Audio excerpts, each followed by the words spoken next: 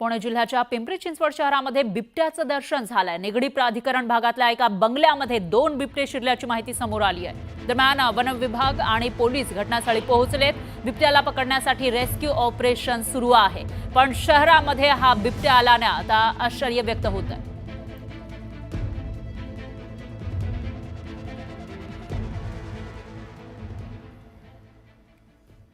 पाहूयात पुढची बातमी। पंढरपूरमध्ये विठ्ठल आणि रुक्मिणी मातेचा शाही विवाह सोहळा पार पडलाय। यावेळी विठ्ठल आणि रुक्मिणी मातेच्या उत्सव मूर्ती समोरासमोर आणत अंतरपाठ धरण्यात आला। यावेळी शुभमंगल सावधानच्या गजरात भाविकांनी देवावर अक्षता टाकल्या। हा शाही विवाह सोहळा आपल्या डोळ्यात साठवण्यासाठी भाविकांनी मोठी गर्दी केली।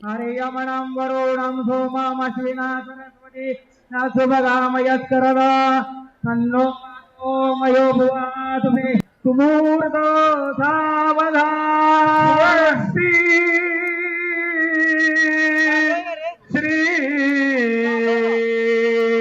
देवानां सत्यम उपसेदिमापयं देवान आयो प्रति सुजीवसे तानपूर्वयानि विदाहो महे वयं बला नेत्रमध्ये दिन्दक्षाम श्रीधरा हरे यमनं वरुणं सोममश्विना सरस्वती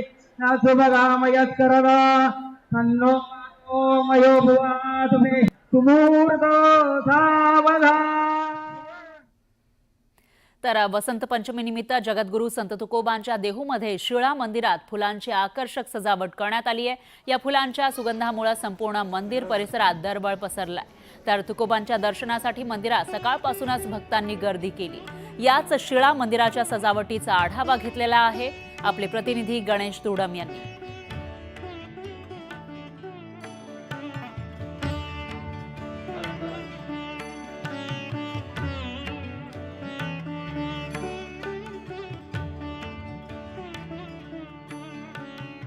वसंत पंचमी निमित्त आज देहूच्या शिळा मंदिरामध्ये आकर्षक अशी फुलांची सजावट करण्यात आलेली आहे। आपण पाहू शकता जगद्गुरू संत तुकाराम महाराजांचा यांचा जन्मोत्सव हा वसंत पंचमीला असतो। त्या निमित्ताने संत तुकाराम महाराजांच्या मुख्य मंदिरातील शिळा मंदिरामध्ये ही संपूर्ण फुलाची सजावट करण्यात आलेली आहे। रंगीबेरंगी आकर्षक आणि सुगंधी अशा फुलांची ही सजावट करण्यात आलेली आहे। आपण जर पाहिलं असेल तर आज पहाटेपासूनच येथे भक्तांची मोठी मांदियाळी पाहायला मिळालेली आहे। आपण जर या ठिकाणी पाहायला गेलो तर वसंत पंचमी म्हटलं की संत तुकाराम महाराज यांचा जन्मोत्सव हा असतो।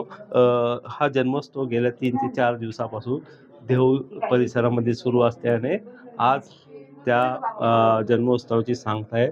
त्या निमित्ताने आज येथे असे रंगीबेरंगी आणि सुगंधी अशी फुलांची सजावट केलेली। आपण जर पाहायला गेलो तर आज इथे भक्त गण मोठ्या संख्येने आलेले आहेत आणि भक्तांची मोठी गर्दी आपल्याला येथे दिसून येत आहे। त्यामुळे कुठंतरी आपण पाहायला गेलो तर आज पहाटेपासूनच संत तुकाराम महाराजांच्या चरणी लीन होण्यासाठी हे भाविक भक्त या ठिकाणी आलेले आहेत। आपण जर या ठिकाणी पाहायला गेलो तर संत तुकाराम महाराजांच्या दर्शनासाठी भाविक भक्त राज्यभरातून येथे आलेले आहेत। त्यामुळे या ठिकाणी देऊच्या या मुख्य मंदिरामध्ये आता गर्दी झाल्याचे चित्र आपल्याला दिसून येत आहे। गणेश जुडाम, न्यूज 18 लोकमत, देहू। यानंतर एक नजर टाकूयात इतरही महत्त्वाच्या बातम्यांवर। महत्त्वाच्या बातम्या प्रायोजक पुष्कराज रागी डिलाइट्स, महाराष्ट्राचं लाडकं आणि नंबर 1 नाचणी सत्व।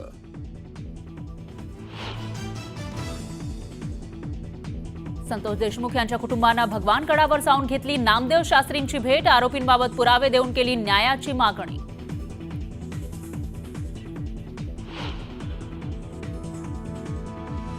भगवानगड नेहमी देशमुख कुटुंबियांच्या पाठीशी। देशमुख कुटुंबियांच्या भेटीनंतर महंत नामदेव शास्त्रींचं विधान।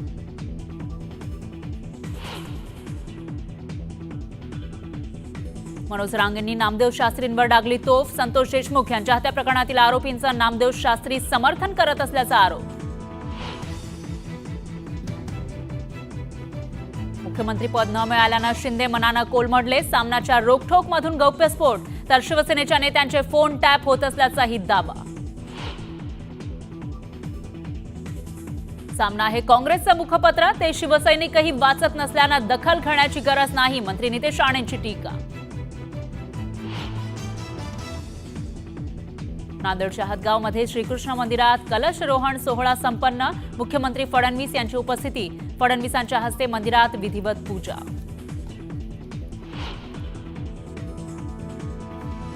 सापुतारा घाटामध्ये बस दरीत कोसळली. भीषण अपघातामध्ये 7 जणांचा मृत्यू तर 15 जण गंभीर जखमी. देवदर्शनाला जाताना काळाचा घाला.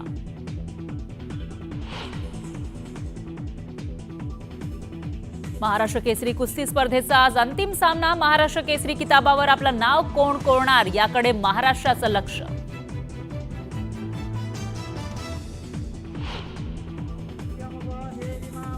पंढरपुरात विठ्ठल रुक्मिणीचा विवाह सोहळा थाटामाटात संपन्न. शाही विवाह सोहळ्याला भाविकांची आलोट गर्दी.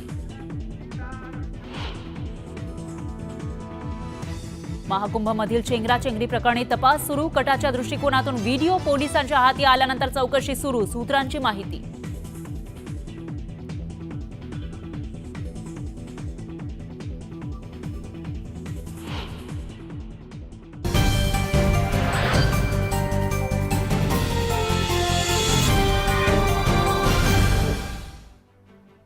यानंतर घेऊयात दुपारच्या 100 बातम्यांचा वेगवान आढावा. सामनाच्या रोखठोकमधून खळबळजनक दावा करण्यात आला. एकनाथ शिंदेंना मुख्यमंत्रीपद न मिळाल्यानं शिंदे मनानं कोलमडलेत. भाजपनं शिंदेंना मुख्यमंत्री बनवण्याचं आश्वासन दिलं होतं, पण ते आश्वासन पाळलं गेलं नसल्याचंही सामनात लिहिलंय. एकनाथ शिंदेंच्या पक्षातील 25 आमदारांवर मुख्यमंत्री फडणवीसांचं नियंत्रण असल्याचा आरोप खासदार संजय राऊतांनी केलाय. आमदार एकनाथ शिंदेंसाठी नाही तर फडणवीस आणि अमित शहांच्या सांगण्यावरून सुरतला गेले होते असंही संजय राऊत म्हणतायत. सामना हे काँग्रेसचं मुखपत्र आहे, ते शिवसैनिकही वाचत नसल्यानं त्याची दखल घेण्याची गरज नाही अशी टीका मंत्री नितेश राणेंनी केली. बाळासाहेब असतानाचा सामनातील अग्रलेख आणि आत्ताचा अग्रलेख यामध्ये खूप फरक आहे. अशा अग्रलेखांना महत्त्व देत नाही. बहुतांश शिवसैनिक आता सामना वाचत नाही अशी टीका आमदार योगेश कदम यांनी केली.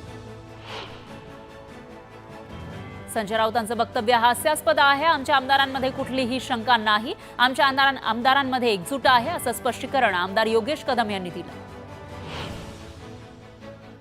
संतोष देशमुखांच्या कुटुंबानं भगवानगडावर जाऊन नामदेव शास्त्रींची भेट घेतली.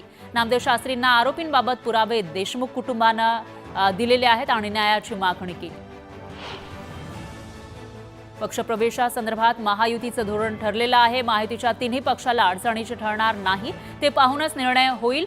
पक्षप्रवेशाचा निर्णय रस्त्यावर चर्चा करून होणार नाही किंवा मीडियामध्ये बोलून होणार नाही, तर महायुतीच्या व्यासपीठावर चर्चा करूनच होईल असं भाजपचे प्रदेशाध्यक्ष आणि राज्याचे महसूल मंत्री चंद्रशेखर बावनकुळेंनी म्हटलंय.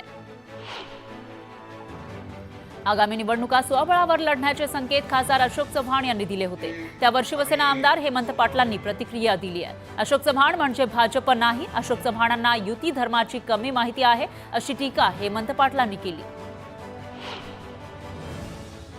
अमरावतीमध्ये चंद्रशेखर बावनकुळेंना दिलेला मुकुट वादाच्या भोवऱ्यात सापडलाय. मुकुट सोन्याचा की पितळेचा अशा चर्चा सुरू झाल्यात. मुकुटातून मिळणाऱ्या आर्थिक रकमेतून समाज उपयोगी उपक्रम राबवण्याचा सल्ला बावनकुळेंनी पदाधिकाऱ्यांना दिला होता. मात्र हा मुकुट सोनेरी मुकुट नाही, तर मग यातून आर्थिक रक्कम कशी येणार असा सवाल उपस्थित होतोय. मोहोळ विधानसभा मतदारसंघात राष्ट्रवादी शरदचंद्र पवार पक्षाला मोठा धक्का बसलाय.